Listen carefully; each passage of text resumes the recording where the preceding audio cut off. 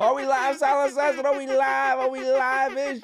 We are live. Welcome to the All Even Podcast. My name is Barry Grant Jr. You can catch me on Instagram and X at All Even Podcast. You can catch me as well on TikTok at All Even Media. You can listen to the show on Apple Podcasts, Spotify, iHeartRadio. I'm all over the place. Go to YouTube, hit that subscribe button, like, share, and comment. Tell a friend to tell a friend because the page is growing. We are back. All right, we are back in the All Even Studios, and I'm excited. Silent Assassin is here. What's up, man? Nothing much. So are you? I'm good. You know? It's always a good feeling when you're back into the All Even Studios, and I can look up and see my good buddy. So it's not about me, how I'm doing. How are you doing? Good. Been out the house every day this week. So stressed because it's right before Christmas week. Yeah. But You have to buy any presents? Yeah. I thought I got ahead of the game and I wrapped a bunch of stuff, and then I kind of looked and I still have 10 more people to get for. So, What's great? Last minute shopping. I like the fact that you do that. Yeah. Right? I like the fact that you are thinking about all of the loved ones that you have and say, I need to get gifts for this person. I don't have that. Uh-huh. I don't have that brain because I'm just like, I ain't got no money, so nobody else is getting anything either. Yeah. Right? The kids will get something, right? But outside of that, no. Mm-hmm. And then I told Jasmine, I love Jasmine, I told her that I feel uncomfortable at times because her family is a very gift-giving family. Everybody gets a gift. And I come from a family that's completely the opposite, right? Our Christmas is okay, we're just together, we're enjoying the time, we're eating, we're playing music, we're dancing, cracking jokes. There was a time where we used to really exchange gifts and have all that stuff, but it wasn't the norm in my household. And then when I got with Jasmine, I was like, everybody gets a gift. Don't make me feel uncomfortable, right? If you go give me a gift, now I gotta get you something. Yeah. You know what I mean? Yeah. Now I gotta go on my phone and go get you a card or something. No. Yeah. No. It's that's always been similar to Jasmine. My family's been always giving everything. Yeah. I remember the first Christmas is my sister-in-law spent with us. They're kind of now it's time to open up everything in front of each other, and it's you get all this stuff and they're like, what? I barely we known them for 2 months, and you're just getting all this stuff. It's Merry Christmas. Yeah. It's Christmas, you know what I mean? So I don't know, I love to give things. I just feel I do get stressed because everything is so expensive, spend so much money during the holidays, but I just like to see people smile, even if it's something small, that makes me feel happy. Oh, that's inside. Nice. So I just like to give stuff, even though it is rough. I'm I got this large credit card bill. Right. This huge bill. Oh, that's all right. It's great. It's okay. It's 3,000. That's fine. It's fine.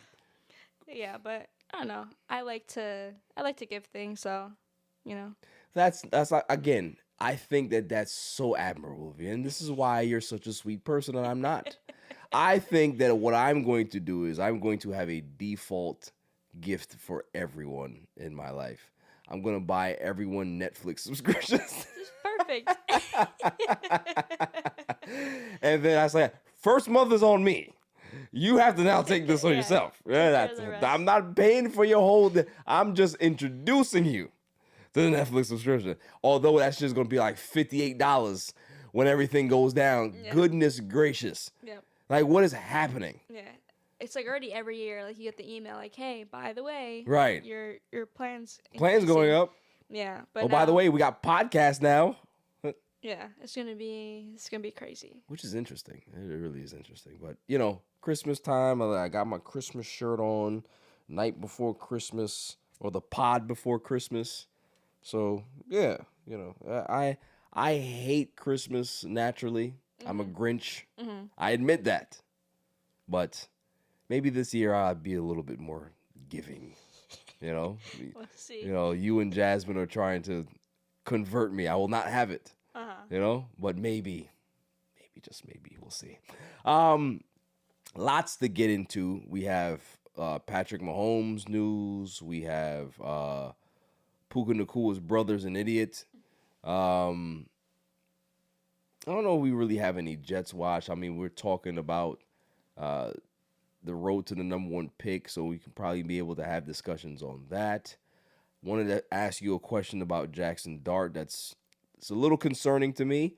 And I want to know how you feel and maybe how the Giants organization is also feeling, because there is a conundrum here I see. I'm going to talk about who my MVP is. It's pretty much cut and dry in the NFL. It's Matthew Stafford. Like, it's hands down. NBA news, the Warriors. I don't know what the hell is going on with them, but I love it. Giannis came out and said some interesting comments. I believe it was today. What else we have? We have more Clippers news. We do. And I love this. The story continues to get more and more funny to me. It's not funny, but it is to me. So we'll talk about that. Irrelevant news of the week. And then the greatest segment on the planet, Dummy of the Week. Dummy, yeah. Now, you already know how these shows start off. And I'm trying to figure out what the opening salvo would be. I don't think, for me anyway, I think the NFL season is, we know who the players are. We understand. Patrick Mahomes, I think, is probably the biggest story for me right now. So, but this is one of those interesting episodes where I have to get a lot of things off my chest. So let's go ahead and cue the sound. Oh, why is it not playing here? What's going on? What's happening? What's happening? Hold on. Hold a second. Oh, it's my glasses. That's what it is. That's what happens when you got meta glasses to show off. Here we go. That's what we talk about. I haven't pulled this song out in a while. You know why? Because I haven't had the reason to. But this show, I'm gonna go off. Clippers news. We talk about the Clippers. We talk about Patrick Mahomes. We talking about a whole bunch of stuff. We talking about those Warriors. Pack your ass up. The reason they over here doing emails, they're not happy about what's going on. No, we're gonna talk about it. The Mets. We have a new Mets show that we get this all, but I'm not waiting. I want to go ahead and continue to talk about the Mets tonight. I'm sick of it. I'm not gonna lie to you. Luke Weaver's good, but I wanted Brad Keller. Luke Weaver's good, but what the hell about Suarez? I wanted him. What about Tyler Rogers? Why we didn't get him back? Where's Murakami? If we don't get Cody Bellinger, I'm rioting. All right? You want to see me on the news? Crazed podcaster attacks David Stearns. That's what's gonna happen. I'll be watching. Yeah. Just make sure you have bail money. That's it. They say that an open hand slap, I won't go to jail for that. You could just pay a fine. You can open hand strike somebody without necessarily going to jail. So I don't know. If I get frustrated enough, if spring training gets here and I feel the need to have to drive down to Port St. Lucie, bad things are gonna happen if I go down there. You got a place to stay. My dad lives up the road. Yeah, see? You know what I mean? David's like, where did he come from? Right there. Right across the street. I'm telling you, man, we gotta do something about how the Met fans are feeling. I understand our Met fans are upset. We're not happy, but it's over and done with. Gotta rip the Band-Aid off. I think that Pete was gone last year if it wasn't for Steve Cohen. So, let's talk about it. Let's talk about it. Let it breathe. Giannis, the Knicks are they got the NBA Cup. Nobody cares, right? Nobody cares about that, but I care. We're gonna talk about the Knicks and celebrate them, and it's an achievement because they haven't won a championship in how long. So let them rock. Like, this is what I'm trying to tell you. Like, when people have achieved something, let them just be them. Like, don't try to kill their vibe, kill their mood. Just let them have whatever they're gonna have, man. There's nothing wrong with that. So let's go ahead and start the show. Patrick Mahomes tears his ACL, and I don't like that. I don't like the fact that Patrick Mahomes, his season is over. I don't celebrate that. I don't condone that. I don't think that it's a great thing. I think it's terrible for the sport to have your best quarterback out. It's crazy where we saw the stat where Brady and him got hurt the same year. You know what I mean? Year 9 or whatever it was. Crazy. But there are reports that said that he's aiming to be ready for week 1. And how do I feel about that? I think it's up to the team. I think that as great as Patrick Mahomes is, this iteration of the Chiefs, it's over. Like, it is over. Like, they are still a great organization, but the window has closed on this particular group of Chiefs players. Travis Kelce is going to retire. Who knows if he might say that he might want to play one more year just because he might want to have Mahomes throw him the last pass of his career. That's possible. His numbers are still not terrible as a tight end. It's not Travis Kelce, 100 catches, over 1,000 yards anymore, but he's still pretty serviceable as a tight end. He reminds me of Jason Witten just plodding down the field. He can get you 750 yards, 800 yards, 65 catches. He can still do that. But is he the impact player that he was? No. A lot of the defensive guys, they have a great defense, but the offense is just terrible. So this iteration of the Chiefs is over. It's done. What would be the point of them rushing Patrick Mahomes back next season? I don't see the reason behind that. If I'm the Chiefs, I tank next year. Sit him out. Trade off all the old defensive players that you have or guys that are coming up for contracts. Replenish the cabinet. Get a high draft pick. And then you got Patrick Mahomes coming back to a revamped team. Younger, has pieces. They have money to spend. That's the way to do it. But if you go ahead and just speed rush him back, and he might just be fully healthy because it does take 6 to 9 months to fully heal from ACL, and that's it's going to be right there online. He had the surgery already, so if we're going to factor out, if we're going to play out, 9 months from now, he'll be ready to play.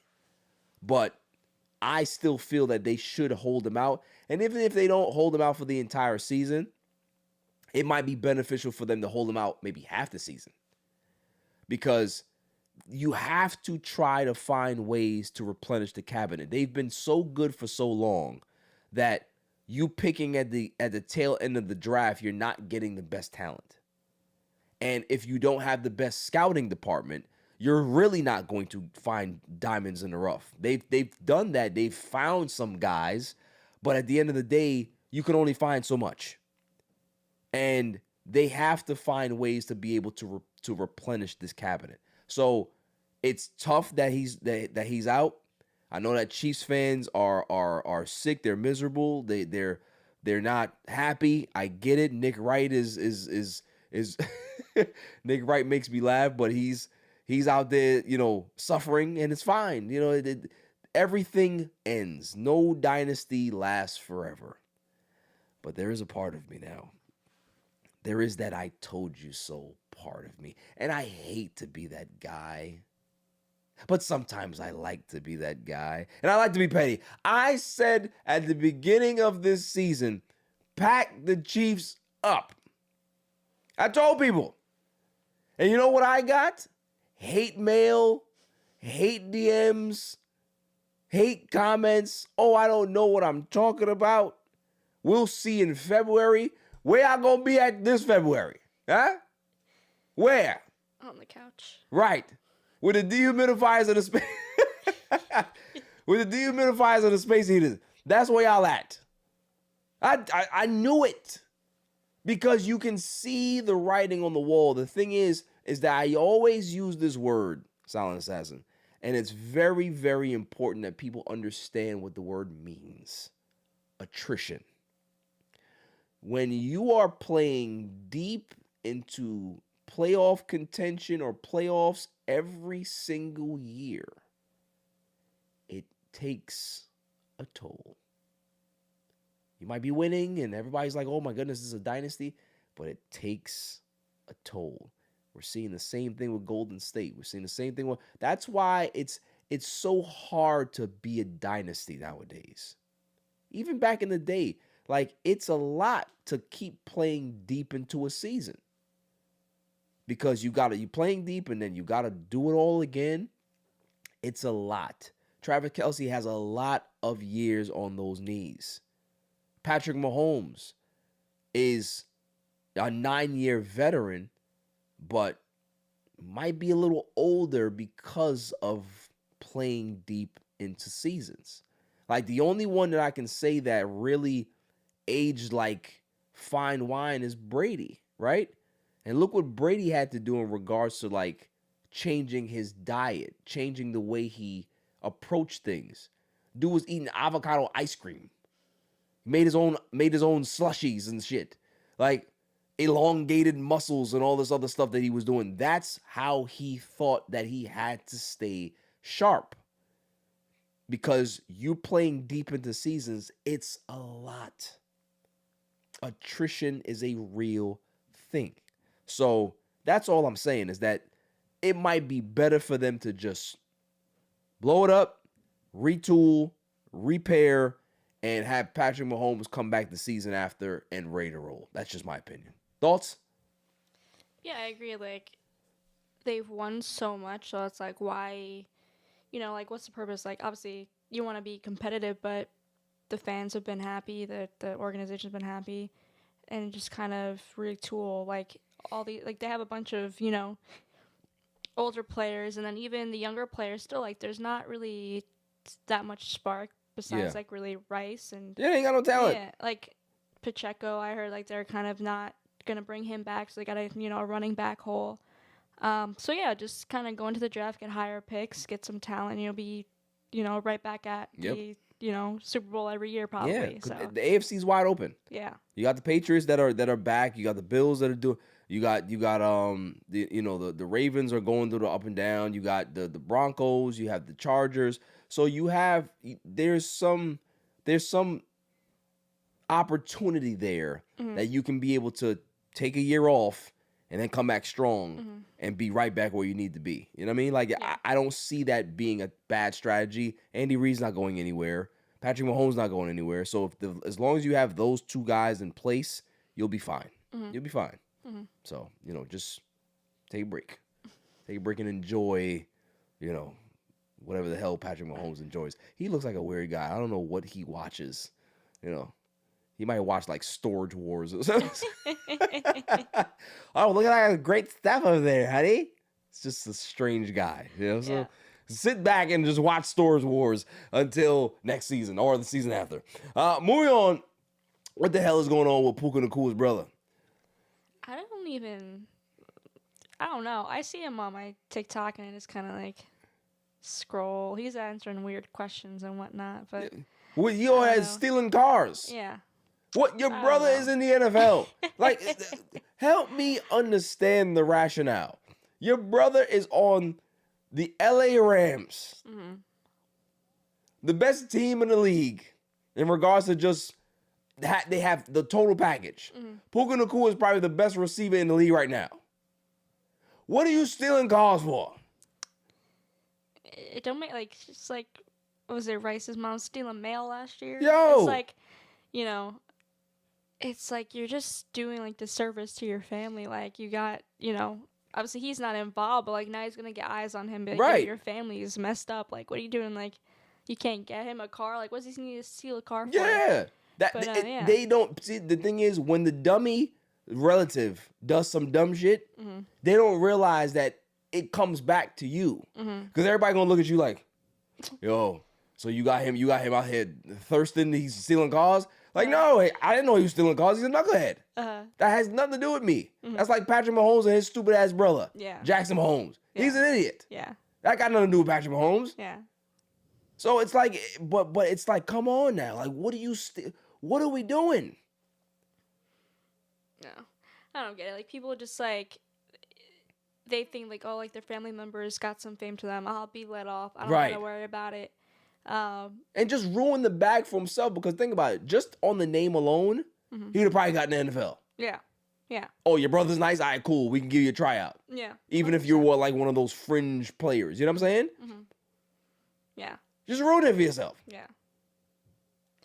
Yeah. I don't get like the whole, like, even well, I don't know like how much into the Mahomes situation, but his brother was facing like serious allegations too. Like, what do you expect Patrick to do at that point? Like, if my brother did do this, do I side with him? Like, he's still my family, but I don't want to be like held in that light.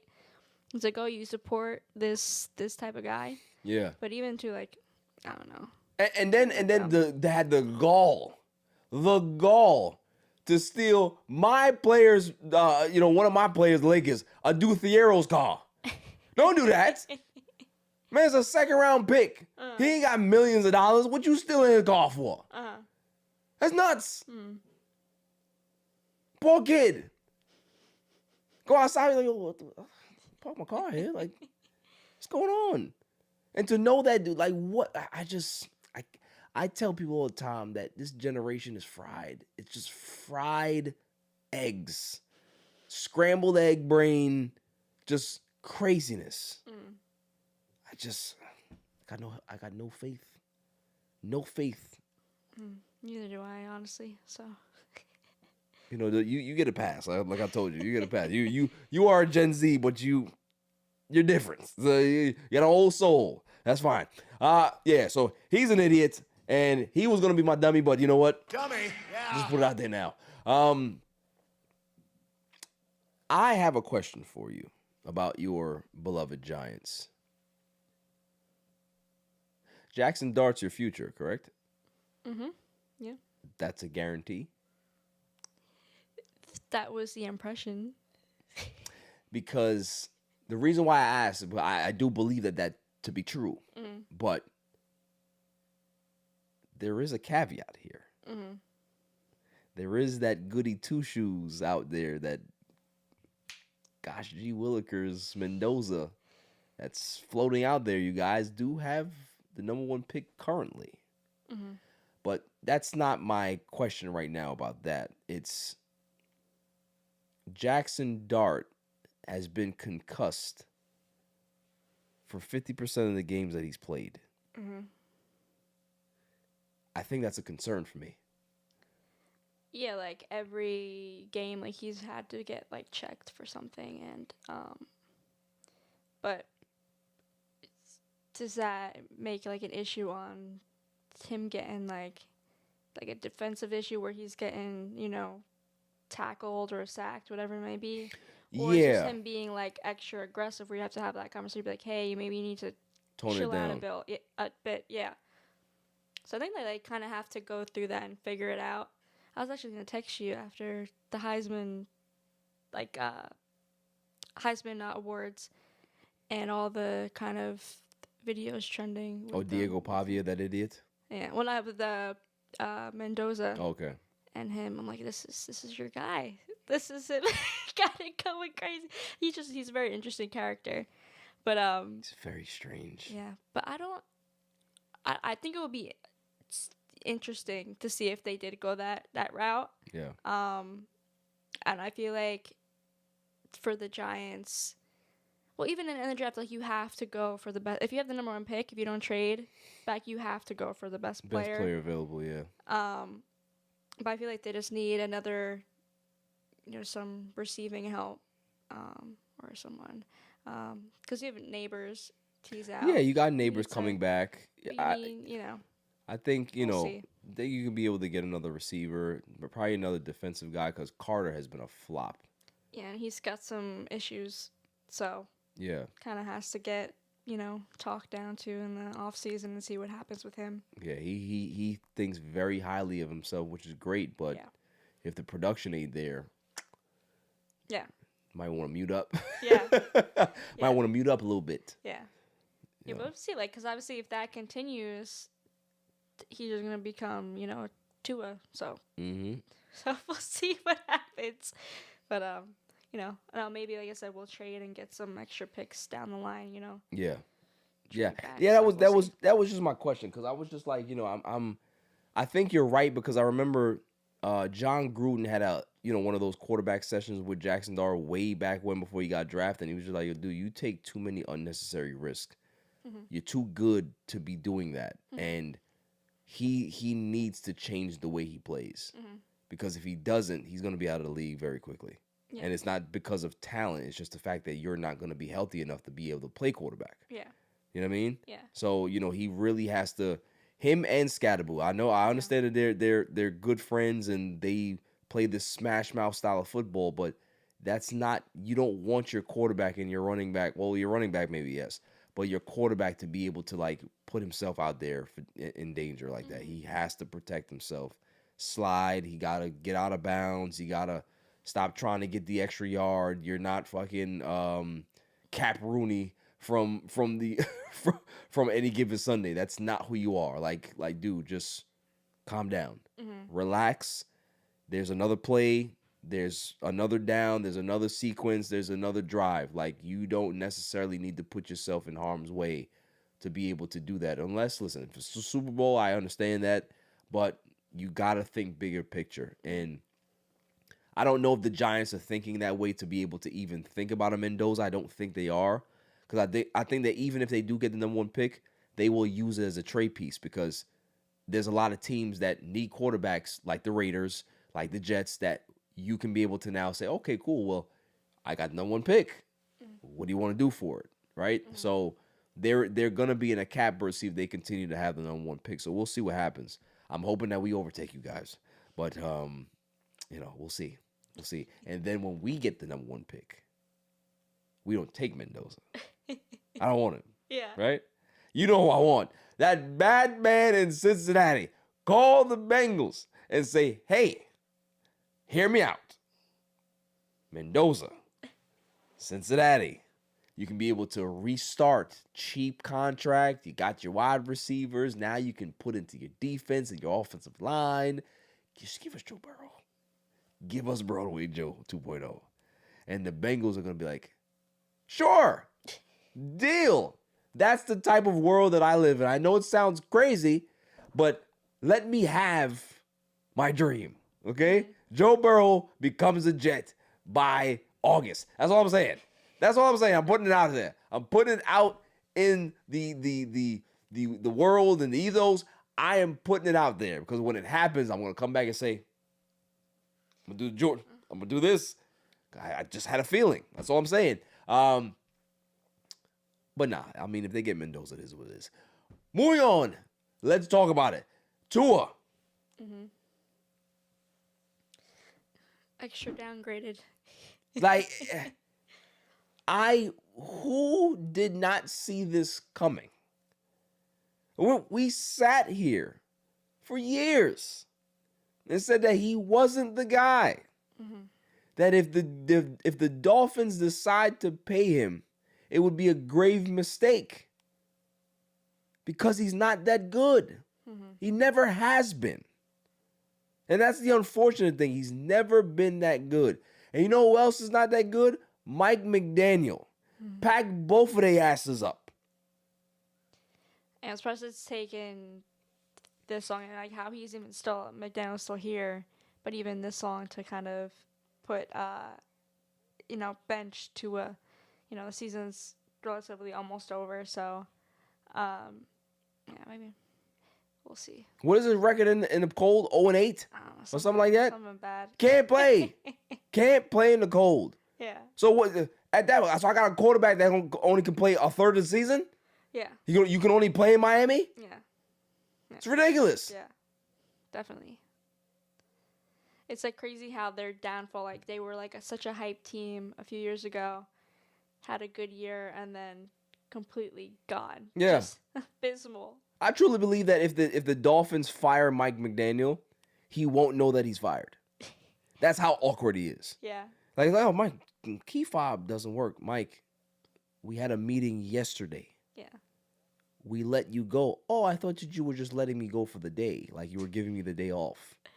No, we have let you go. Okay. So does that mean my key fob doesn't work? I can't come back in here? Mike, you cannot come back into the building. Okay, so I just come back tomorrow then. No, you don't come back at all. Just go. Like he's very awkward looking. And he's awkward talking. And he's just awkward. Tua is not too far behind him because Tua sounds like AI when he speaks. Mm-hmm. That's not a real quote. That can't be. He's been telling us all year, they need to pack me up. I'm just not telling you to do it publicly, but I am telling you that I'm doing it publicly in my own way. Pack me up and let me go back to where I want to go, home. Because he's always talking about, oh, well, football is I'm more than... Okay, cool. Be more than football. Go be more than football somewhere else. Because it ain't working no more. He's getting paid $50+ million to be this bad. So you bench your $50 million per year player? Insane. Also, not even bench, but to be third string quarterback behind Zach Wilson. They are done with you. Then I seen a trade scenario where they said, oh, Tua for Kyler Murray. Yeah, why not? Bad for bad. Mm-hmm. See what happens. Change the scenery. Make sure you just bring your Tua helmet with you. Unbelievable. He just hasn't gotten better. Like every year you see him, like there's no progression in his game. He doesn't look like he read defenses correctly. He always has these very cringe post-game pressers. Like there's no leadership qualities in him. So why would you? And I want teams to stop doing this. And what I mean is that just because you have a guy that might be a decent quarterback, but if he's not a winning quarterback, if you feel that you can't win with him, why extend him? Like too many teams go, well, we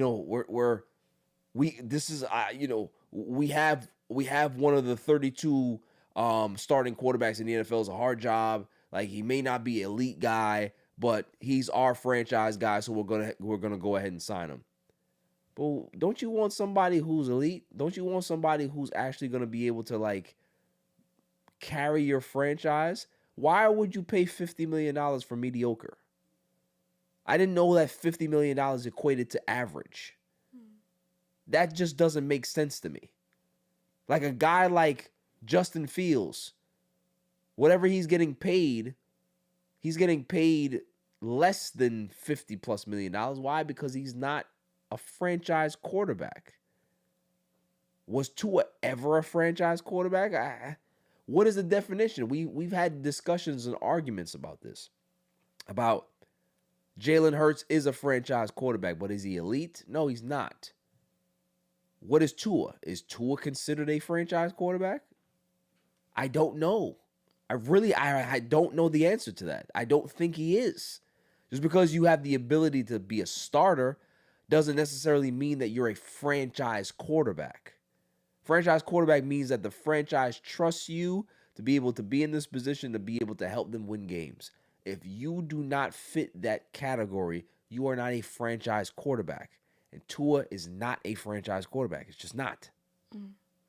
Like, there's nothing to, like, at least with Jalen Hurts, he got them to 2 Super Bowls and won 1 Super Bowl. Like, that's good enough. Like, right. You won. So, with Tua, there's been relatively nothing, a good year, or two, and then that's it. And Yeah. you paid him all this money, and it's just kind of like a waste. And now you're kind of, like kind of held. Like what? How long is his deal? Do you know? 4 years. 4 years. He signed it last year. Okay, so yeah, you're Or stuck was it this year? paying. I think it was last year. Yeah.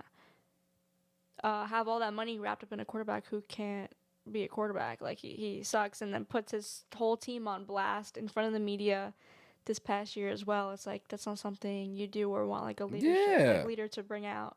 Pack his ass the hell up. Yeah. You want to go back? Go to where you want to go, and get the hell out of here. And take Mike McDaniel with you. Take him with you. Moving on. We talked about Puka Nacua's brother, but we are going back to the Rams. Is there anybody that's even remotely close to Matthew Stafford for the MVP? Is it Drake May? I think that's Drake. Is Drake May and Matthew Stafford run to the MVP at this point? Yeah, I would say those two. And also too, like depending on how the season ends, I feel like Josh Allen might creep in there. Yeah.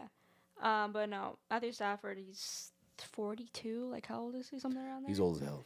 Yeah, and you're playing like elite football, and your team is amazing. Like, just hand it over to him. Yeah. It's just it's amazing how he went from. Remember, he had a couple of years there where he was banged up.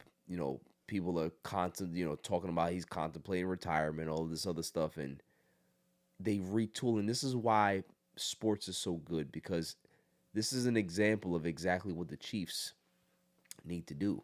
The Rams went all in, traded all of their picks away, got all these players, and won the Super Bowl, right? They went ahead and went through some lean years, traded off some players to replenish the cabinet, and they're right back to being contenders. If the Chiefs are watching, that's the formula. Mm-hmm. Exactly what the Rams have done. Because they scout well, they draft well, they have a great coach, they got a great system. Matthew Stafford is the perfect quarterback for them, and they have everything in place. He's had a great year. He's had a phenomenal year. And I don't even think it's close. I think it's going to be Patrick Mahomes and Drake May. Patrick Mahomes. Matthew Stafford and Drake May for the MVP, and you're gonna see that Matthew Stafford gets the bulk of the first place votes.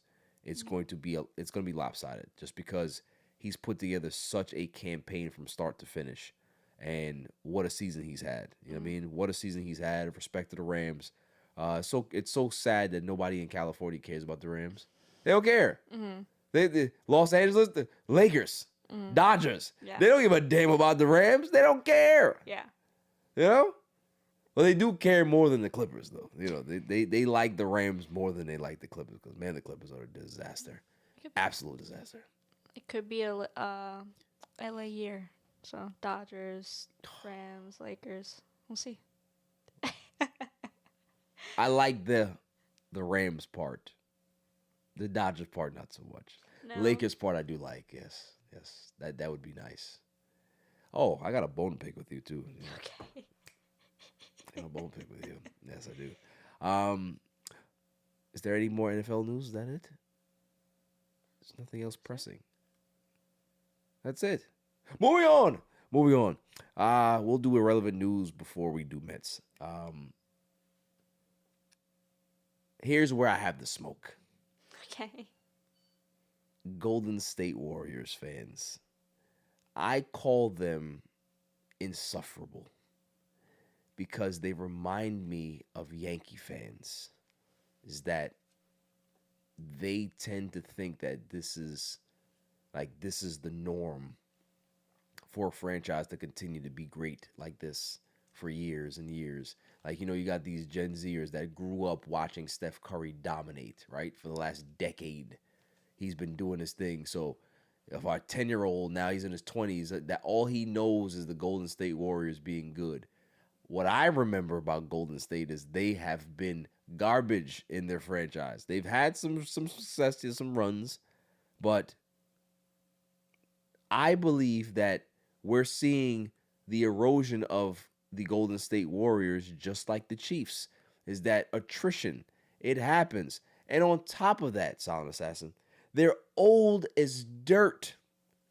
Like for them to go out there and sign Al Horford and wait for him this entire offseason and he's actually a vital role piece on this team, no wonder you can't play defense. No wonder your defense is bad. No wonder poor Steph Curry got to go out there and average 50 points a game for you to even have a shot to win. No wonder they're struggling. They don't have enough. Jonathan Kuminga, they held him hostage all summer.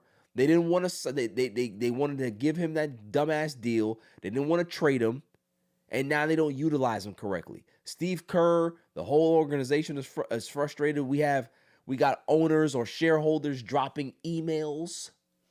I'm not happy with the direction of the team. And I'm like, well, blame your dumbass GM for signing these old ass players. You got players on this team that can't stay up past 7:30. That's not anybody else's fault. You signed these old ass guys. Jimmy Butler's 36. Steph Curry is 89 years old. Draymond Green, 98 years old. You have Al Horford, 115 years old. You got all of these old ass players on your team that are vital pieces to your roster. What do you think they're going to look like? You have to get younger. You have to draft well. You have to make sure that you're getting valuable, cheap talent with the new apron system. This is an old-ass team. And it's not Jimmy Butler's fault. It's not Steph's fault. Some of it could be a little bit Draymond's fault because he can't score. At some point, you got to switch things up. You have to do things a little differently. I understand that this is a formula that has been successful for this franchise for over a decade. It has ran its course. Blow it up. You want to keep Steph cool. You want to keep Jimmy cool. But I do think it might be time to move on from Draymond. It's damn sure time to move on from old-ass Al Horford and let Jonathan Kuminga go somewhere else and get some trade pieces for him. That's it. You know, it's tough to have to get here, but I try to tell Warriors fans, because, you know, there's a rumor out there that, they're going to make a run at Giannis. With what? With the garbage that you have? What assets do you have? Nobody wants no old-ass Draymond Green. You get $6 for that. Al Horford, $3. I'm not even going to give you the $6. $3. So that's my smoke for them. Don't be sending no damn emails and you got your shit upset. What do you think was going to happen? You should have sent the email when y'all went ahead and put this old-ass team together. You should have been mad then. What is he doing? Why is he putting all of these grandfathers on this team? What is happening? How are you supposed to compete in the Western Conference with all of these young, spry, athletic teams and we old as hell? Logic makes sense, right? You're old, you can't compete defensively, you lose. The Chiefs, you're old, you have no talent, you lose. Patrick Mahomes can't save you. And he's actually had one of his finest seasons. It's the same thing with Steph Curry. Steph Curry is having a great season. He's playing amazing basketball. And yet they are under 500 and struggling. Why? Because they're old as dirt. When you have the Crypt Keeper playing center and you're trying to tell him to move his legs and his legs can't move, but his mind tells him that his legs are moving, that's a problem, right? I've been there. That try to laterally move your feet on the court and your feet are stuck in quicksand. And some young dude is busting your ass. And they say, yo, have a seat, Unc. Once they say that to you, it's curtains. It's over. Have a seat, Unc. And that's what I'm trying to tell Al Horford. Have a seat, Unc, when I'm talking about Draymond Green. They need to pack it up. And that's all I'm saying. Moving on to more pressing news. The Clippers. It's the gift. Listen, I got my Christmas shirt on, right? Christmas is next week. This is the pod before Christmas. The Clippers are the gift that keeps on giving to me. I love it. More information. I need more dirt. I need all of it. All of it. Chris Paul, did you hear the rumors? Chris Paul wanted to build team chemistry. Silent Assassin, listen to this. He wanted to build team chemistry. So what did he do around Halloween? He throws a Halloween party. And all of the reports say no Clippers.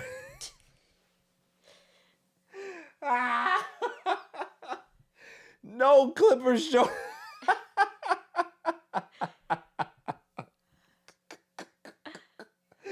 Yo, That's crazy. do you know how much somebody has to hate you to not come to your Halloween party? Your Halloween parties be fly as hell. Like, they be popping. There's a whole bunch of people there. There's drinks. People are in costumes. Yo, for somebody to say, nah, I'm good. I'm not going nowhere near you. No one. Not the ball boy. Not the staff. No one. Yeah, like not even like the young players are like, oh, like I look up to him and Yeah. whatnot. Like, nah, I'm good. None. Get the hell out of here. I feel bad for him because it's like, that's the way to build chemistry. But again, I've said this the last time. The Clippers don't want to be saved. You understand that? Like, there's a song out there back in the day. Don't save her. She don't want to be saved. Don't save her. Right? Mm-hmm. Like, you can't save everybody. The Clippers like where they are. They like to be bad. They like to do things their way. Kawhi Leonard is the worst leader in basketball. I wouldn't trust him to lead me out of a building, much less on a basketball team. I got to depend on you to be the leader? Absolutely not. So do I blame Chris Paul to try to say, let me bring some accountability and leadership to this organization and this team? I don't blame him. What I do blame him for is being Chris Paul. Because when you're old as dirt and you don't have the same impact to be able to impact on the court, you got to mute up. Because they're looking at you like, dude, this ain't the same Clippers that you left. Kawhi Leonard owns this organization now. And he's robbing us. He's robbing us blind. And we're okay with just being where we are. We got the arena. We got the sucker fans that are buying high-priced tickets for this bum-ass team, right? We made it. We don't want you coming in here trying to fix things. We've already fixed it to the point where we're rigging the system. We're telling our fan base, yeah, we want to win. Yeah, we're telling you that we want to win and compete. Hey, look what we did. We got your Bradley Beal. We got James Harden. We got Zubac. We got all these players here. Come buy your tickets. No more 3-for-1s. Come buy your tickets. Have your season tickets and make sure you spend a lot of money when you come to the Inuit Dome. And they trick their fans into buying merch and buying tickets when this team is garbage. When they're saying, man, did we sucker these people in? Huh? They want to be with the dehumidifiers and the space heaters, and not just one. They want multiple. They don't want to pay the light bill or not even a light bill, the heating bill. They just want to plug things in and be comfortable in the moldy basement. They are the moldy basement of the NBA. And when somebody says, yo, I need to pull you out of this, man. You can't be sitting down here with the mold. You know what they say? Get out. Get out. I like the mold. I like where I'm at. They are bottom feeders for a reason. And the fact that they're over here trying to get, they're trying to look for trade packages for James Harden. They're trying to look for trade packages for Kawhi Leonard. And then I heard some more news where they're like, oh, well, we're not going to try to make any moves yet. We're going to wait till Derrick Jones Jr. comes back because we feel that he's going to be the vital piece to be able to put this back together. I had no idea that Derrick Jones Jr. was LeBron James. Had no idea that's Kobe Bryant, Dwayne Wade, Michael Jordan, Magic Johnson. Yeah? It's the gift that keeps on giving. I love the Clippers because they always are going to give me something to talk about. They are an absolute disaster.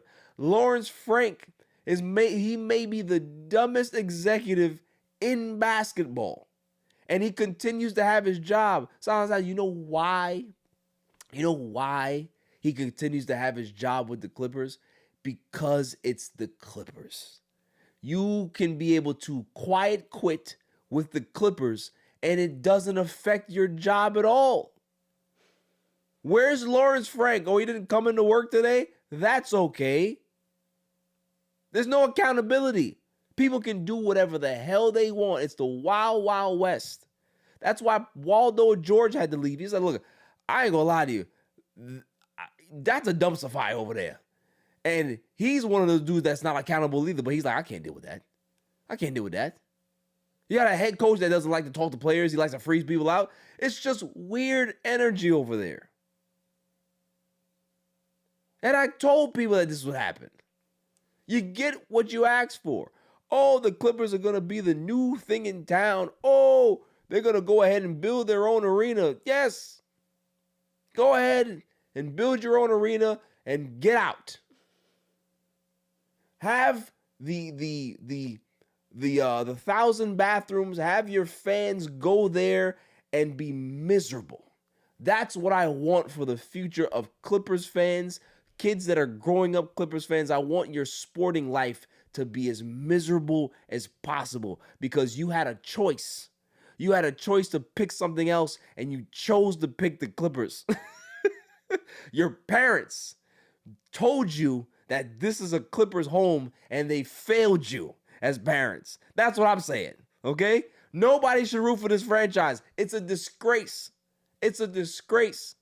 You allow Chris Paul to come back and this is how you treat your legends? Huh? It's absolutely ridiculous. But I love it. You hate to see it. But at the same time, you love to see it. Moving on. Here's my bone to pick with you, Zalon says. Here it is. And it may be, I'm going to play something for you. And I may want an apology. Okay. All right. May want an apology. Let's see. Let's see here. Yeah, here it is. At the end of the day, I don't work for my agent works for me. And there's going to be a conversation that's going to be made between him and the Bucks and him and his other players and him and other teams and other GMs, executives around the league. It's something that you can't control. But at the end of the day, I personally have not had the conversation with the Bucks. I'm still locked in on my teammates. Most importantly, locked in on me getting back healthy, and then locked in on my teammate that I can help them from the sideline or encourage them to, be able to play free.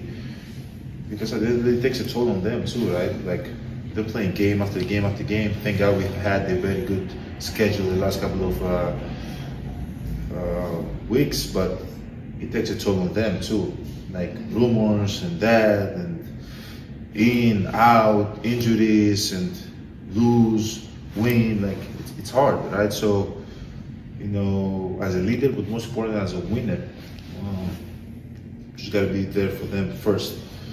So right now I'm just, again, focused on getting back healthy on the court, focusing on how can I encourage my teammates to be the best version of themselves.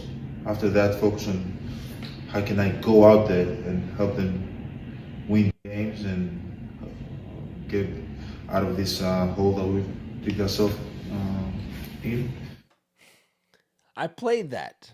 Mm-hmm. Obviously, that's Giannis with his broken English, and we love it, right? He is what he is. I love him. But you like to antagonize me at times. And I don't understand why I bring this out in my friends. You know, I try to be as nice and civil with my friends, but you people tend to try to agitate me all the time. And you're like, oh, Giannis is not going to the Lakers. Oh. Well, I'm telling you right now, he is. I'll tell you right now, the writing is on the wall. I heard it, okay? He said that he can't stop his agent from doing what the agent does. The agent works for him. He don't work for the agent. But what that tells me is that he's allowing the agent to go out there and go seek deals. All right? That's all I'm hearing. And I'm hearing rumblings about the Lakers are gearing up. They are gearing up a package. Not in season, because we don't have the tools in season.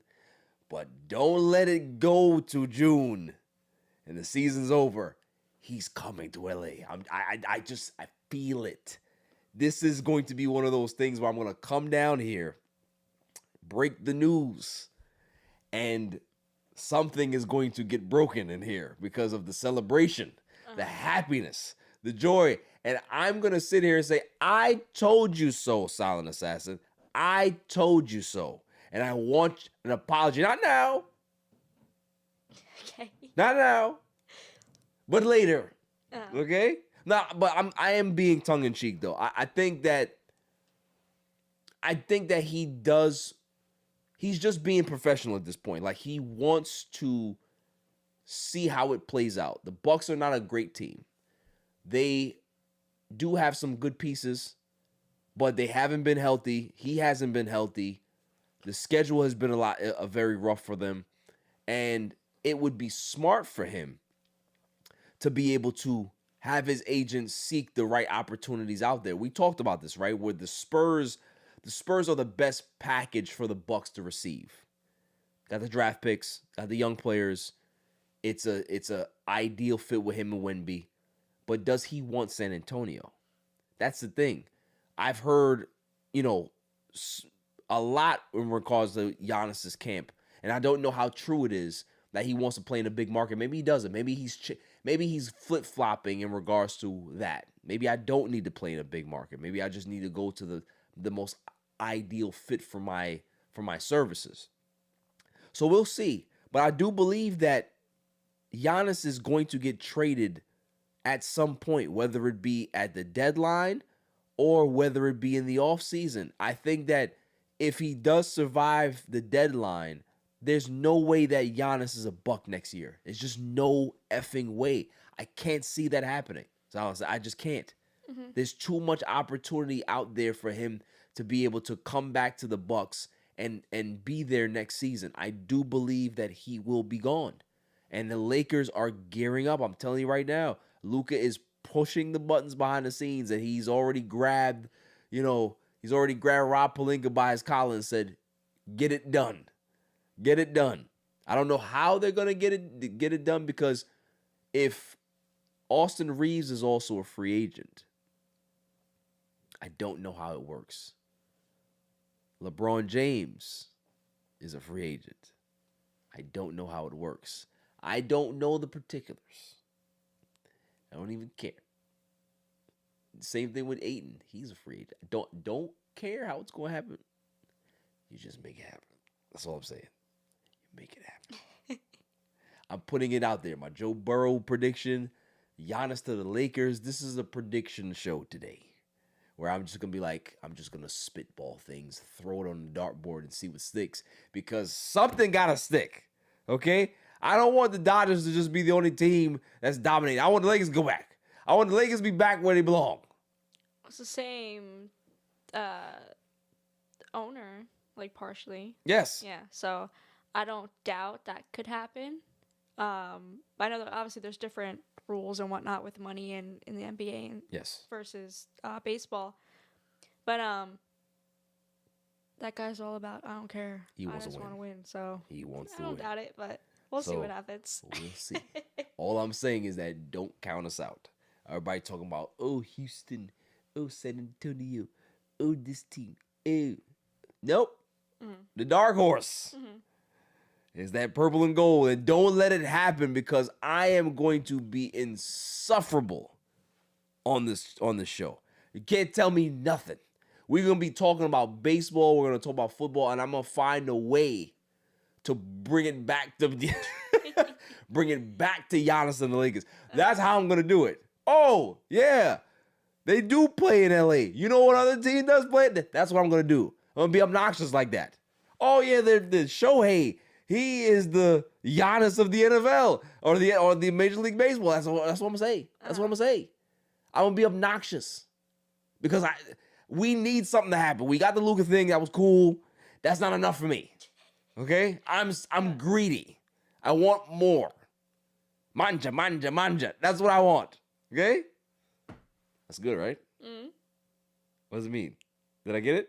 Manja? Yeah. That's it? Yeah. That's what I'm talking about. I didn't even know that. I heard it somewhere before. That's what I'm talking about. So it's just, I want Giannis to go where he wants to go. And I talked about this. I believe that the Bucks, they can go ahead and go search for the right deals, but the man has won you a championship. The man has stayed here and been loyal to this franchise. I think it's their duty to, if he does want to go, to send him where he wants to go. And you might not get the greatest package, but at least you send the man where he wants to go because he's earned that. He's earned that. He stayed here for X amount of years. He's earned the right to go where he wants to go. And if he says, listen, I want to go to the Lakers, you know how you thought, I want to go to the Lakers, then you make it happen. You make it happen. So, moving on. I talked about this a little bit on social media. I congratulated the Knicks on their NBA Cup championship. And a lot of people just like, oh, we don't care. You know, Knicks fans are excited, but people outside of it, oh, we don't care. It's a fraud title and blah, blah, blah. And I'm just like, oh, all right, enough. Like, we understand that it doesn't really mean much. But to some franchises that have been struggling to be successful, just let them be. Mm-hmm. Let them celebrate. Who cares? They're not even going to raise the banner for the NBA Cup, which is fine. But if the fan base wants to celebrate a win, let them. Like, I remember when we won the NBA Cup a couple of seasons ago. They were just like, oh, this is worse than the bubble championship. Who cares? I understand for us as a Laker fan base, it means nothing to us. We hoist real trophies. But for a fan base and for a franchise like the Knicks, that they only do have 2 NBA championships in their history. They haven't been to the NBA Finals in quite a long time. They haven't seen a championship with this franchise in quite some time. We're talking about 70s, right?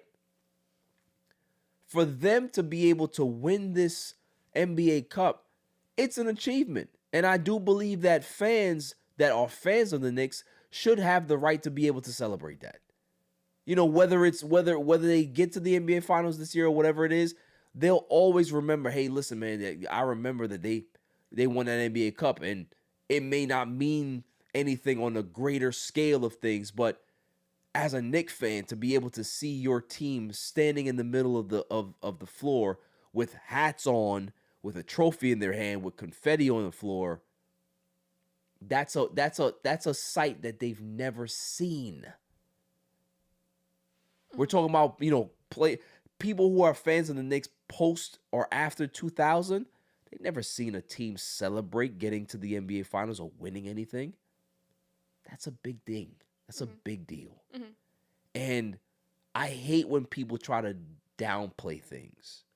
Is that you can downplay it for certain organizations. Like if the Celtics win the NBA Cup, it doesn't matter.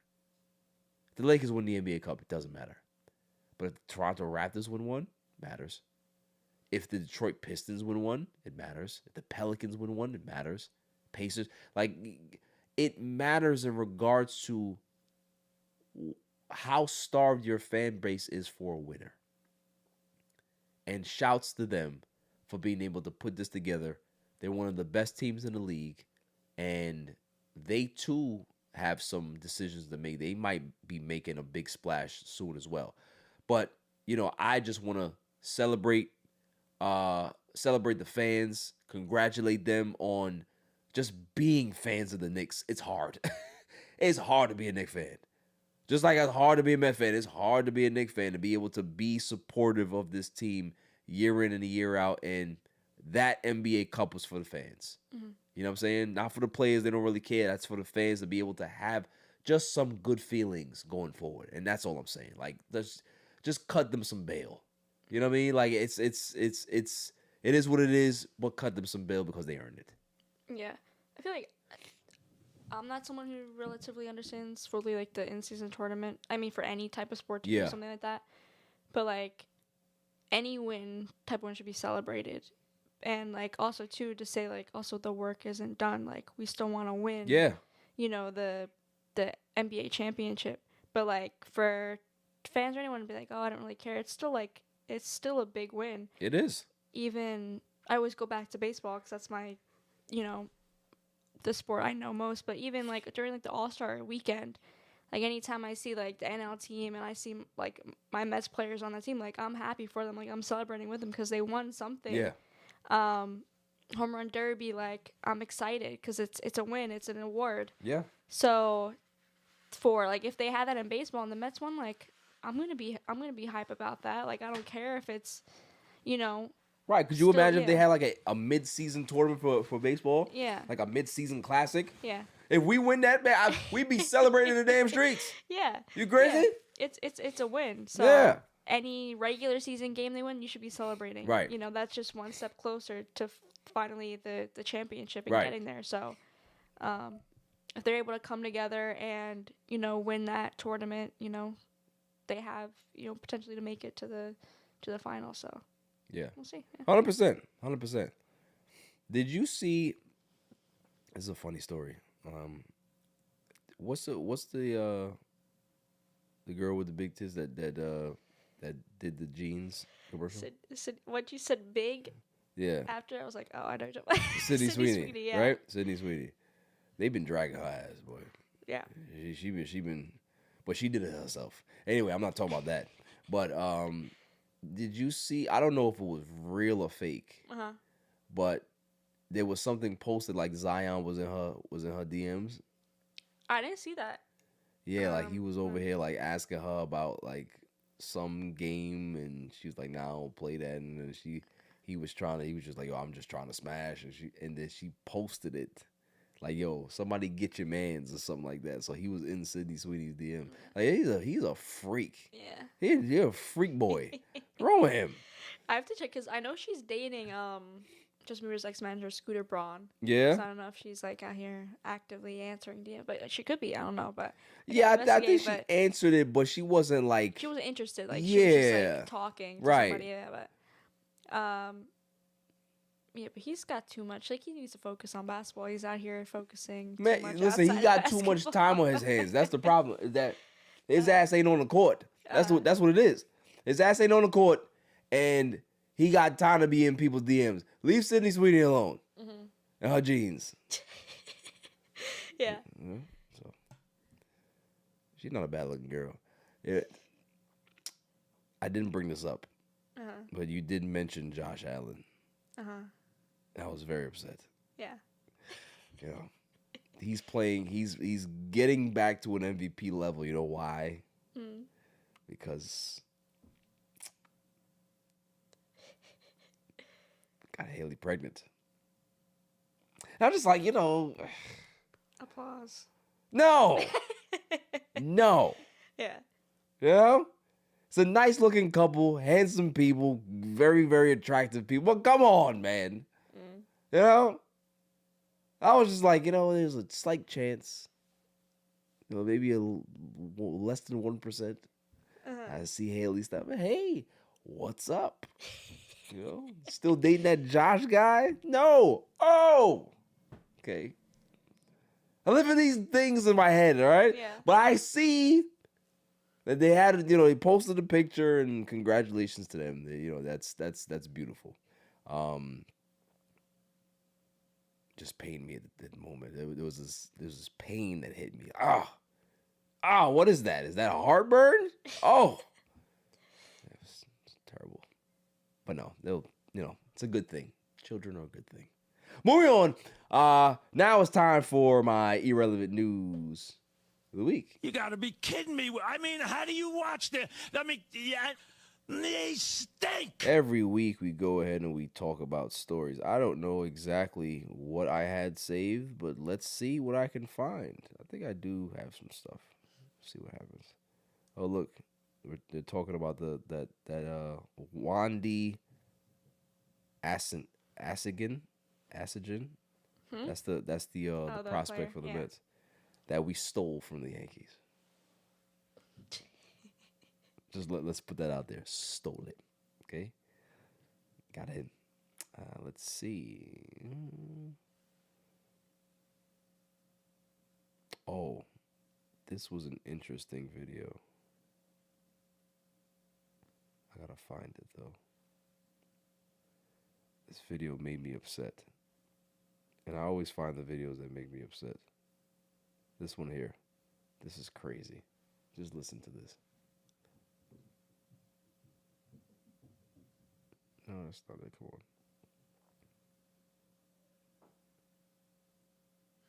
When a nigga act like he can't choose between one or two things. Ladies and gentlemen, I regret to inform y'all that our public school education has failed us once more. Few discretions advised. Sometimes you gotta give him the alternator. Like, sometimes make him pick. Like, either this or that. Give him the alternator. Stop letting him mislead you and carry on without an answer or a choice that needs to be made. Give him alternators.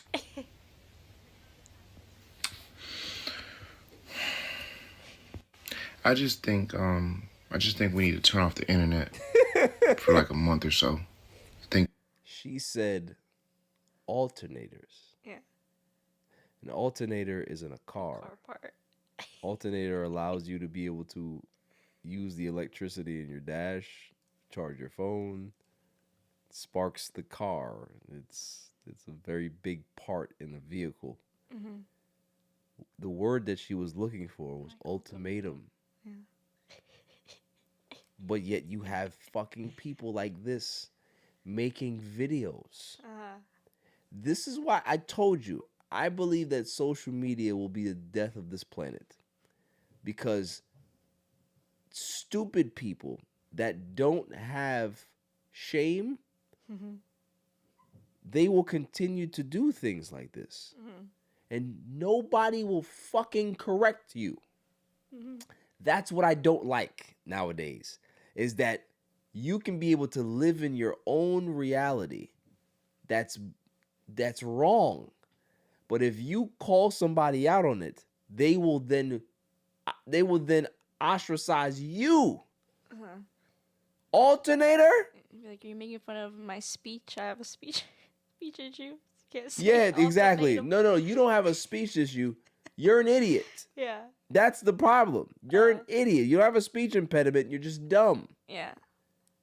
I feel like also even if you don't know what that does in a car, like it's a relative, like you know what that term, like you've heard it before. I don't think she did. I don't think. I think that because you know how sometimes where you'll say something in your head, right, or say something out loud, and then you be like, "That sounds like a word, doesn't it?" Yeah, just you throw it in there. And but there's no for dumb people. There's no filter, so there's no like, is this actually a word? You just go with what comes out of your mouth, and you expect people to understand exactly what you're saying. And if they don't understand what you're saying, then they look crazy. It kind of rhymed. I got it, but it's not the right word. Alternator. I was over it. I was over it. I said, why are we so stupid? It's like right when she said, like, give him the alternator. I'm like, what? Like, excuse me? What the hell are we talking about? This is insane here. Man shoots friend over LeBron Jordan debate. Now,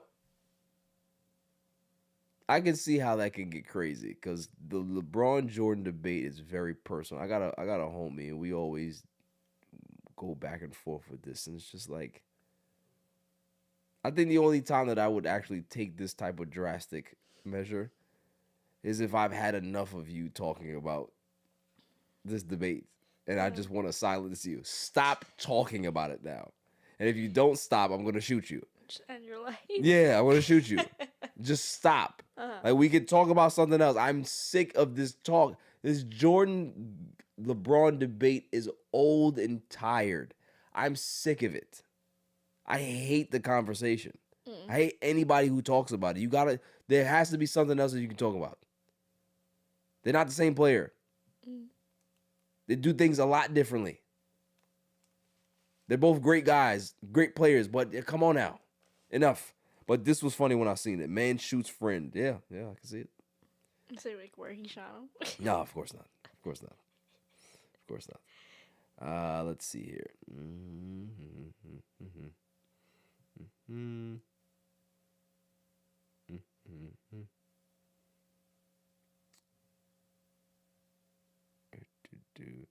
Oh. Did you hear about this that's going on in Long Island? About the water? I feel like there's always something with the water. Like being contaminated and all that stuff. He said newly released New York State Health Department data shows that dozens of school districts across Long Island have recently found lead in their water. I feel great. Like I think that was, I could be remembering wrong, but when I was in middle school, that was a problem. That they had to you couldn't use certain water fountains because they had to fix some stuff. Unbelievable. How does this happen? It was especially Brookhaven, they don't have the best water systems. You shouldn't really use the unfiltered water and stuff. Oh, there's breaking news, Silent Assassin. I don't think you saw it. No. It's not gonna be good. I check. It's not gonna be good. Okay. I'm gonna blow a fucking gasket.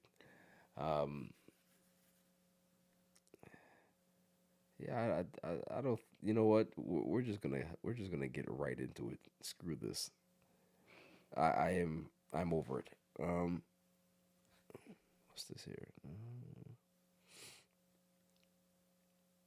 Oh, shouts to Kevin Garnett.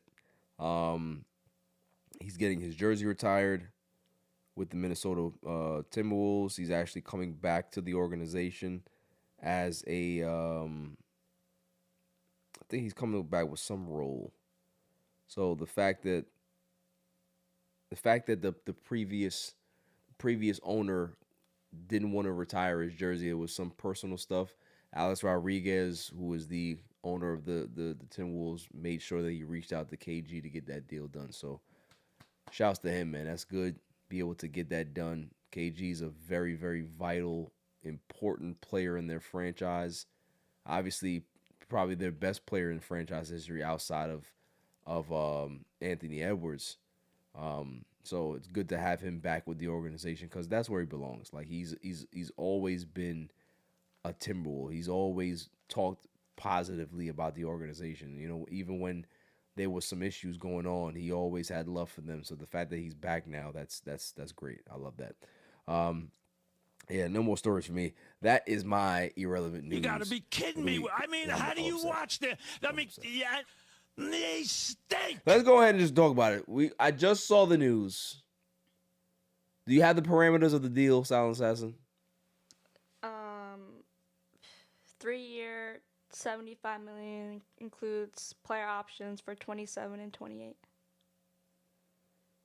So, relatively friendly deal. So it's a 5-year deal? 3-year with a 2027, 2028 player option. So it's with opt-outs. Okay. So 25 a year? It's what money-wise and year-wise is that's what Manaya's deal. got. Yeah, the same exact deal.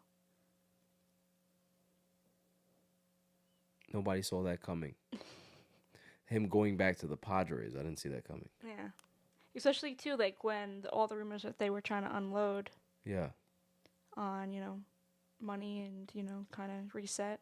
But I guess he wasn't really getting what he potentially wanted, and they were just giving him, I guess, a relatively friendly deal. And he's like, I'm comfortable here. Might as well go back. So. Usa. I'm going to ask a question. And I know that you're going to be able to answer this so very eloquently. What makes us believe that David Stearns can be able to get any big fish? What has he shown us? In the time that he's been here, he has struck out on every single big free agent outside of Juan Soto, and Cohen got that deal done. Yeah. So again, when I sit here and I say that David Stearns is the worst negotiator when it comes to landing a big fish in the league, or when it comes to a big market team, that's not hyperbole. That's the truth. I would love to know what the reports are. What if we were out on him early on? What did we offer him? Did we get a chance to offer him a deal? But Michael King was circled to be literally the perfect starter for a David Stearns-esque type franchise. Yeah, like the player, the years, the money. It's like these, like a lot of free agents that have, or Mets targets that went off the board are like the type of contract David Stearns would give out. Yeah. And you haven't gotten any of them. So it goes to show again, like, what's your plan? Like, why can't you close in on these players? Actually, interestingly, I thought was Clay Holmes was interviewed today for the Mets. It was like Santa at Citi Field, and he had brought up something, obviously, that you got asked about what was going on with the acquisitions and people that left. And he's like, it's kind of, it makes you uncomfortable because we don't know what the direction is. So even you have players that have no idea. Yeah, so that makes you also like maybe people are just seeing the Mets be like, I don't know, I'm kind of worried about their situation. Yeah, I'm gonna go somewhere else. Absolutely. There seems like there's uncertainty. Yeah.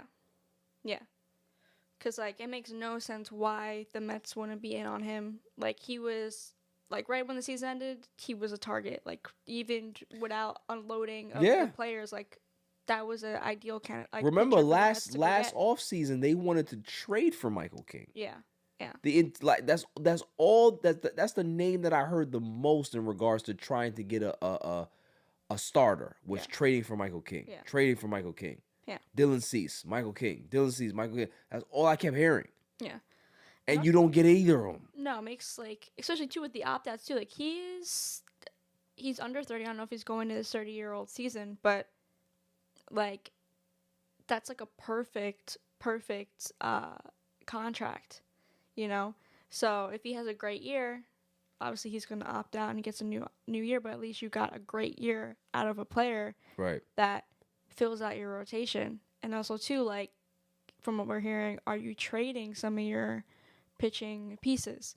Because Senga's been on the board for how long and he's still here.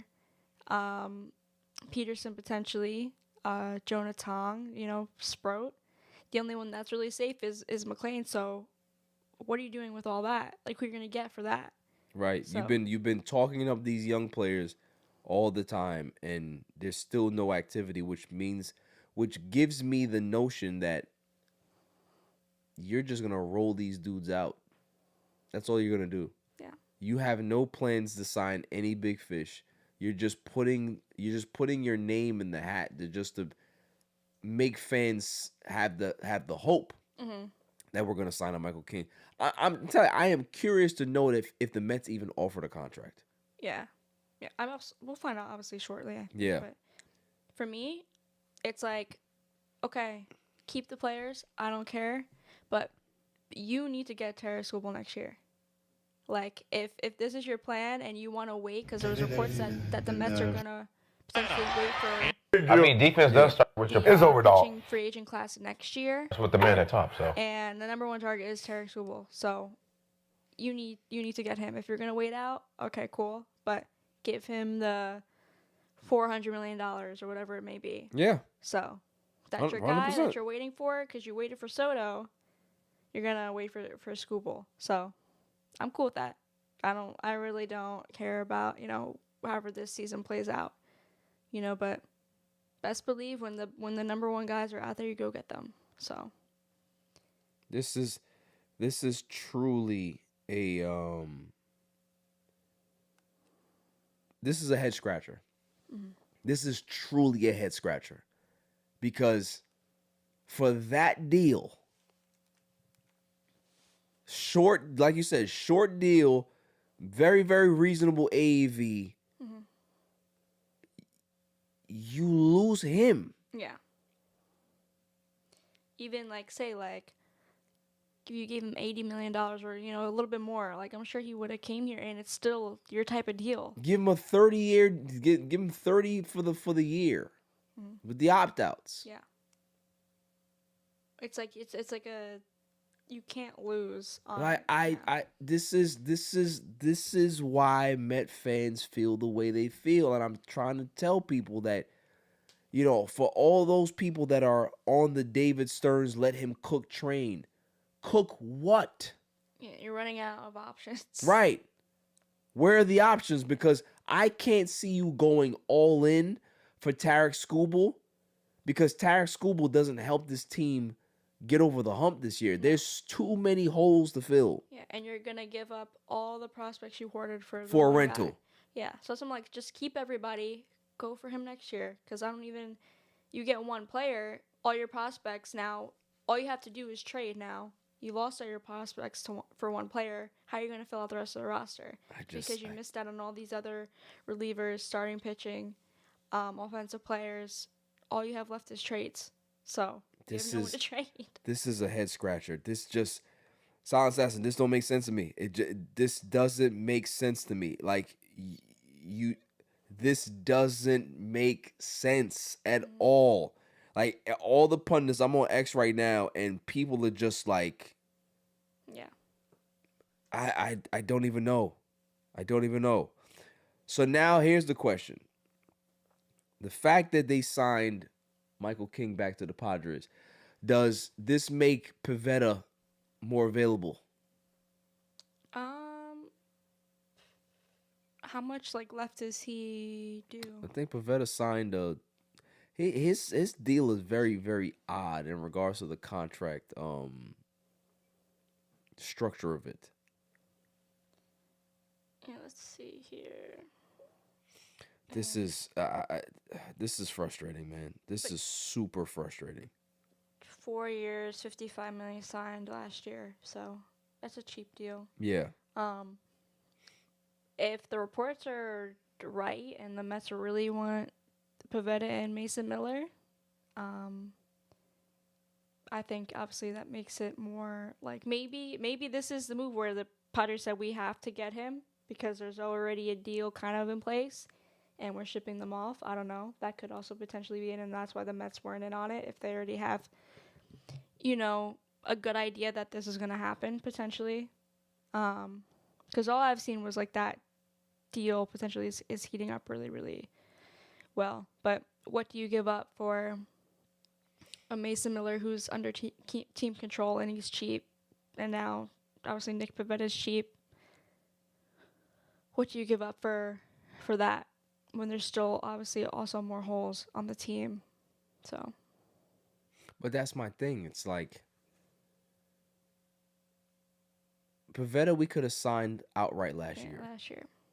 He just had the QO attached to him. You trade for Nick Pivetta now, you're going to give up more prospects capital than you would when you just had to give up the compensatory pick. Make it make sense. None of his building makes any fucking sense. And that's what bothers me, is that if Michael King's market is 3 years, $75 million, then what's Framer Valdez's deal? Yeah. What's his market? At least with years and stuff, double. Even with the money, triple. You gotta give Framer either the same structure with higher AAV, or you got to go in the extra year. But you have to sign a front end starter. You cannot go into your off season or your spring training with this rotation. You just can't. Yeah, we don't have a number one. That's, like I said, always going potentially it's McLean, but we don't know. Wow. That's your number one is pitching, and you've gotten two, solid relievers, but no major upgrades. I just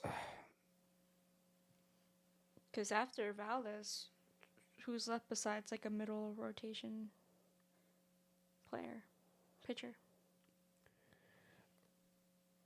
You have you got Luis Giolito out there, right? But he's more of a tier 3 type of guy. Yeah. What's his name? Lorenzen, I think his name is out there. There's not many options that are available. There's more like fillers, like okay, yeah, they can get the job done. Correct. But nothing like okay, we're gonna win every single game. Yeah, it's only it's Imai and it's Frame Valdez, and it was Michael King. Mm-hmm.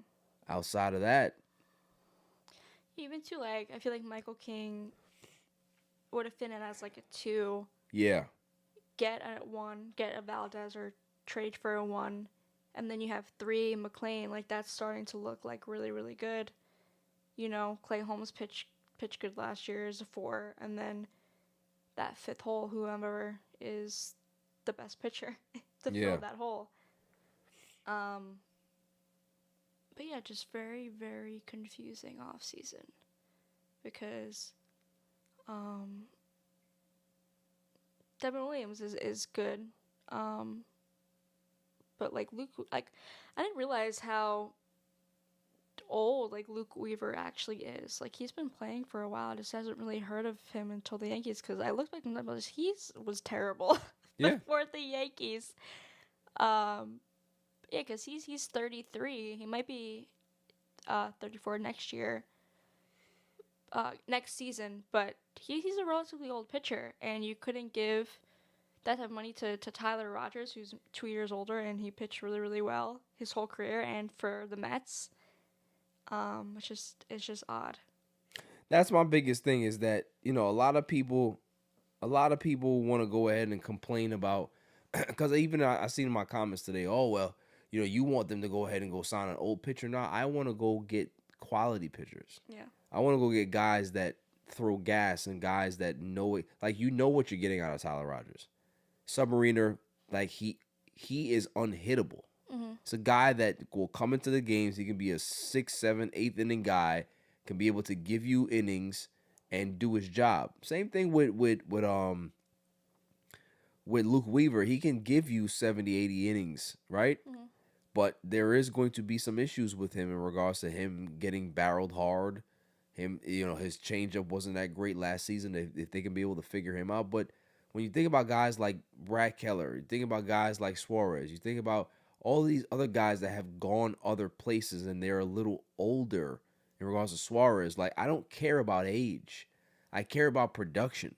Mm-hmm. And if you're a good pitcher, it doesn't matter if you're a good pitcher at age 37 or not. I don't give a shit. Like 35 in baseball is not that old, especially for a reliever that throws gas. It's not like you sign a Suarez today and then he goes from 100 throwing 100 miles an hour to 93. Mm-hmm. It's not gonna happen. Yeah. Like he's a guy that throws gas. So get guys like that. Like a Luke Weaver, okay, it's a mid acquisition. It's not great and it's not terrible. Mm-hmm. It's just okay. Yeah, it fills out the bullpen, but you still need another like all-star type of good pitcher. Like if you see consistency like year in and year out, I don't care how old they are. Correct. Age in your bullpen doesn't mean shit. And the thing is, right now we have no guys that throw gas in the bullpen right now. Mm-hmm. Brooks Raley doesn't throw gas. AJ Minter doesn't throw gas. Devin Williams doesn't throw gas. Yeah. that's a concern. Because now, it's especially late in innings, like you need some pass pitching. You need some juice. Yeah. And that's the one thing about Diaz that I always appreciate is that Diaz brought juice. Mm-hmm. You know what I mean? And just this Michael King thing is terrible. It's terrible. Mm-hmm. I want to see. I'm gonna hit up Tom right now and I'm like, go ahead and go rationalize this now. Yeah, I gave my rationalization, but also what's that gonna take to get done? And I don't really, like I said, I rather kind of see what Jonathan has to offer. Like I want to keep him and then kind of go for maybe some after this, like how this all season played out. Like I don't care. Yeah. Like I'm devastated. You're numb, right? It's like, listen, if you're gonna go ahead and treat us like this, then just don't do anything. Yeah, don't do anything. Let me see these new superstars come up and maybe Yeah. make me fall in love again and Right. see them like the whole new era of the Mets pitching. Have McClain, have Tong, have Sprout, make something exciting rather than get rid of them after we were able to see like last year. That's what the excitement was. Let's bring the kids up and see what they can do. Right. Jonathan had a rough go at it, but he was still like every time he pitched, I'm like, I just want to watch him play. Yeah. Because there's nothing else to be enjoyed right now. So I'd rather just keep him, sign some superstars next year, but who knows? Well, I'll tell you this, that the free agent market for next year is not nice. No. It's worse than this year. It's Terry Skubal. It's okay. Right. Terry Skubal is the only one that's actually like out there. Yeah. Oh wow, the Seahawks beat the Rams. Interesting.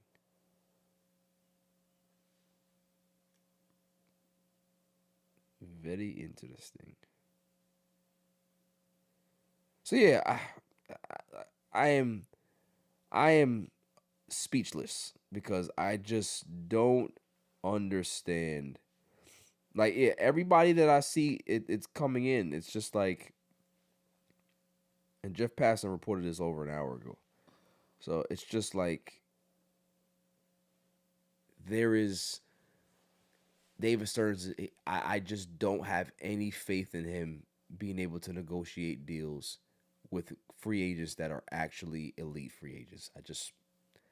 He gets too cute with players and expects that the players are going to like come back to the negotiating table at some point. If I give you a number, right? And this is simple logic. If I give you a number and you don't meet my number, and then I go somewhere else and they say, yeah, okay. Mm-hmm. Why would I go back to you? Yeah, like there's just too much back and forth. Like I got what I want. I'm good with it. Yeah. Yeah. Like I got exactly what and that's the whole Diaz thing to me. Like I'm like, yo, Diaz asked for this. This is the terms that he wanted. This is a structure that he wanted, and you did not give him what he asked for. Mm-hmm. He went to the Dodgers, and they said, yeah, all right. Yeah. What do I need to circle back to you for? Yeah. Especially, too, like, when you're seeing the state of what's going on. See the writing on the wall? Yeah. Like, every free agent that the Mets should have been in on and lost, like, those were all Met-friendly deals except Pete Alonso, which which you knew that the Mets were not going to do. Yeah. So that was the only thing, like, okay, I get it. You weren't going to go there. That's cool. But everyone else, like, especially all the pitching, all the insane. Like, what do you mean, like, you weren't kind of engaged that much? And I also saw a post a couple weeks back, like, yeah, like, we're interested in Suarez, we're interested in King and all these players, but the price has to be right. So what is your price that's right? If you get a short-term deal. So Michael King is not worth $75 million? Yeah, like, he's better than Sean Manaea, and you gave Sean Manaea that much money that last year. Plus, this has player options. So if he has a good year, you're off the books. So, and you want him to be good because it makes your team better. So, like, you have to bet on, okay, I really want you to be good and take that player option. Exactly. So, Unbelievable. This is a colossal fail. Mm-hmm. Colossal fail. Mm-hmm. I don't even want to do dummy of the week. I'm so sad. But let's get to it. Dummy of the week. Dummy, yeah. Every week we go around the room and I ask who is the dummy of the week. Who you got? I always have a dummy. I don't know if I have one, but I'm just gonna go. Obviously, it's dated now, but the Mets for not offering Pete Alonso any type of Dummy, deal. That was just Dummy, like yeah. we talked about it. I was expecting to see that tweet of Pete Alonso going to the Red Sox. Yeah. I was a bit surprised when it was Orioles, but how the turn of events happened and the Orioles really wanted a player. They missed out on Schwarber. They went and got Alonso. They got new management. They spending money over there. Yeah. So, but when I saw I'm like, that was death to me. That was it. I'm like, like let Alonso leave on his own terms. You know what I mean? But for the Mets, after all, what he did for the Mets, what he did for the fan base, what he did for New York City, and you don't offer him any type of respect. Year to year, was just like horrible for me to see. And very, very cold exit for Pete. But I mean, again, it was a year in the making. Mm-hmm. I think if it wasn't for Cohen stepping in last year, Stearns wouldn't have let him walk last year. Yeah. And I think it might have just been better to have him walk last year, just because he set the home run record. You now give fans the hope that maybe he could return, but it never was in the plans. Like David Stearns never wanted Pete Alonso from day one. Yeah. We talked about it like when there was trade rumors with the Brewers, it was never going to the Brewers because David Stearns didn't want him. For whatever vendetta or whatever number he's saying that he doesn't like, he's just like, that is not my guy. But like for me, like to see even on Cohen's end, like, oh, just offer him this. I know he's not gonna take it, but just offer it. Yeah. To show something, but for nothing, that was crazy. And then I don't know, like after the home run record was broken, I'm like, okay, he did it. The fans could be happy. It's over with. He's not coming back. And also too, like the second I heard run prevention after the David Stearns interview, he was going.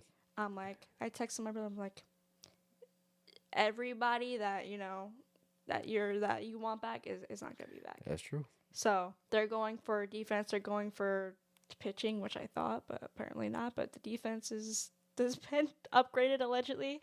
So, so just the David Stearns not offering Pete Alonso any money, and if Steve Cohen's in there too, we don't know, but. David Stearns, I ain't put this on Stevie. David Stearns, Dummy, yeah. Listen, this is the dummy of the year. Dummy, yeah. Dummy of the year, because you went ahead and go ahead and tear the team down, but you better put something together. Yeah. Because again, I said it that Steve Cohen says, all right, I threw money at this, it didn't work. We ain't made the playoffs consistently since I've been here. Do it your way. When you do it your way, make sure you win. Because if you don't win, your ass is going to be on the first thing smoking back to Milwaukee. And all the Met fans will drive you there. Yep. All of us.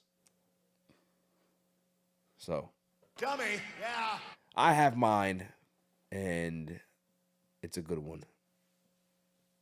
The dummy that I chose for the week, Mike Francesa.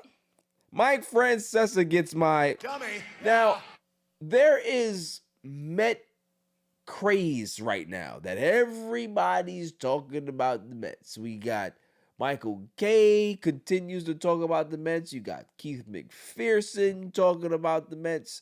And now we have old ass Mike Francesa. Now, I don't have no smoke with Mike Francesa. He's not on the radio anymore. He got his podcast and he's doing what he's doing, but Mike Francesa went to his pod and had the most outrageous take. And I'm just like, there's no way that you can be able to say this without backing this up with substantial evidence. And where would you find said evidence for this?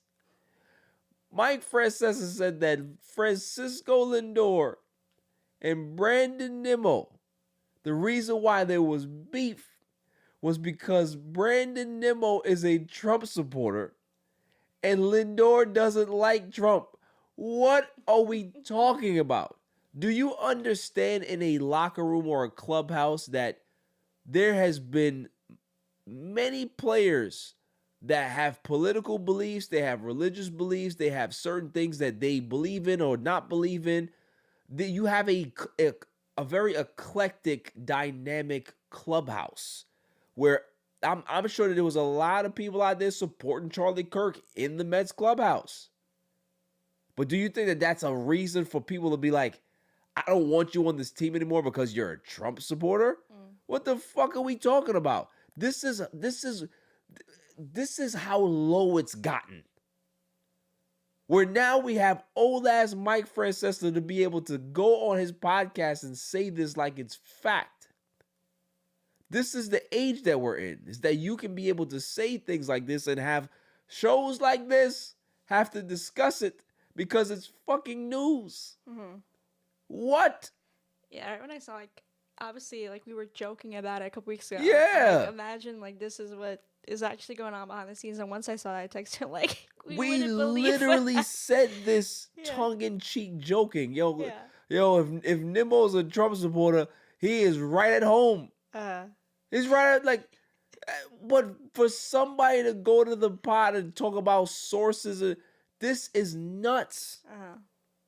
What has happened to our media? Like, it has turned into nothing but propaganda and bullshit. Yeah. It's just, like, also, too, like, if that is ever, like, the factor in the clubhouse where the team is just not working well, like, you gotta fix yourselves. Like, Yeah. Yeah, exactly. Like, if you're, why are you not talking to Nimmo? Oh, because he likes Trump. Well, what? Get your head out of your ass. We got ball games to win. Nobody care about that. First of all, you shouldn't be talking about this in the locker room anyway. Keep it out. Keep it out of sports. Yeah, work and politics don't mix. So, Yeah. Just keep it separate. Keep it separate. I talk about it all the time, but I'm not in a clubhouse. And if I was, I'd mute up because certain people are not gonna want to. You're gonna see things. You're not gonna be happy with it. And if you have discussions, you're just going to drive a wedge in regards to camaraderie and chemistry. It doesn't make sense. What you support, what your religious beliefs are when it comes to sports, when it comes to being in that clubhouse, being in a locker room, we don't care. You leave that shit at the door when you come in here. It's about the team. It's about how to help the team. And it's about how to be able to improve yourself to get better as a team. Your political beliefs, your religious beliefs, your ideologies, all of those things you check at the door. So for Mike Francesa to know this about baseball, to know this about sports, he's covered it for the majority of his life. For you to go on your show and talk about this like this is fact. Dummy, yeah. Take your old ass home at this point. Like, I'm over it. I'm over all, like, I could be able to sit here and start spewing propaganda. I could just make things up. Hey, Francisco Lindor wants to go to the Dodgers. I heard from a particular source that he wants to be a Dodger. So is Mookie Betts available?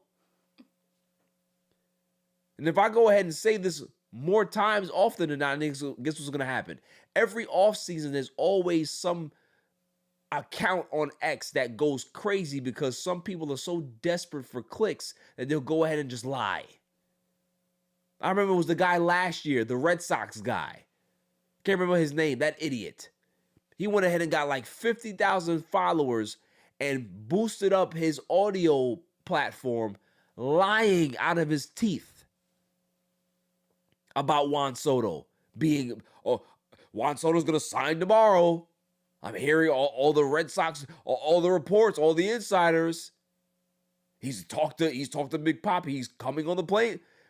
Lies. But nobody gets checked on their lies anymore.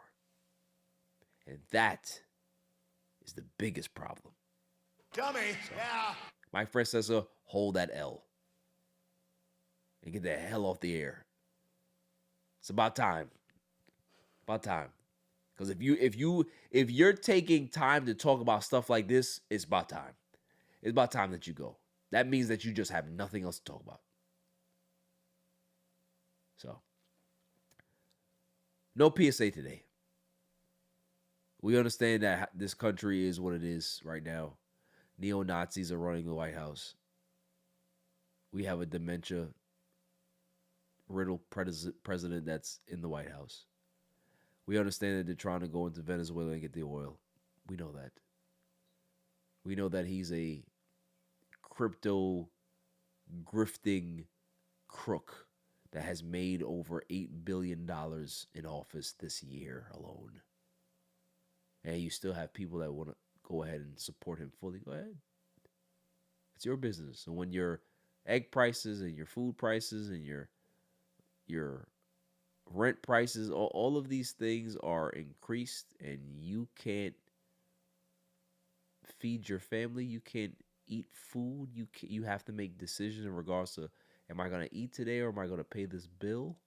You go ahead and go think about how much Donald Trump supports you and loves you, or you go ahead and think about what being, another color from somebody that you think you're superior to, go ahead and see where that gets you. I'm over it. I'm over the people that continuously have these gripes why do you have a gripe? Why are you so mad? If you voted for Trump, you have the White House, you have the Senate, you have the Supreme Court, you have Congress, you have all of these things, you have all the billionaires on your side. What are you mad about? But what you're mad about is you're not mad about other people trying to, send a positive message. No, you're mad because you're still in the same situation that you were in a few years ago, maybe worse. And you are too stupid to realize that they're using you. That these billionaires are using you. They can be able to tell you, oh, well, yeah, give us a tax break and we'll make sure that you guys are good. Because just remember, you're superior to everybody else.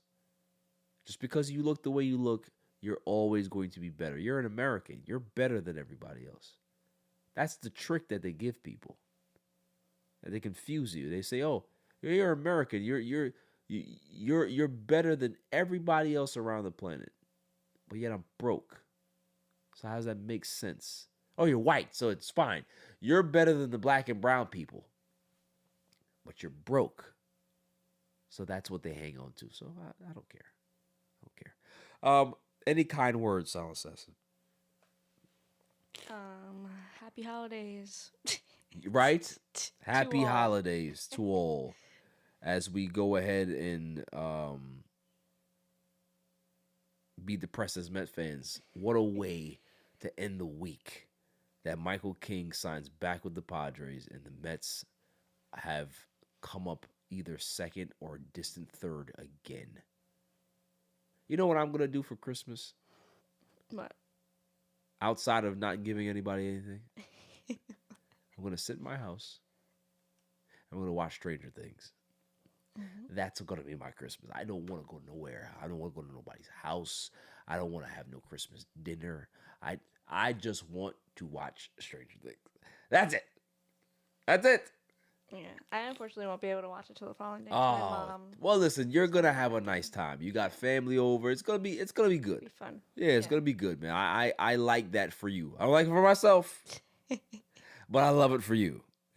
So until next week, or not even next week, I think we're gonna take a week off.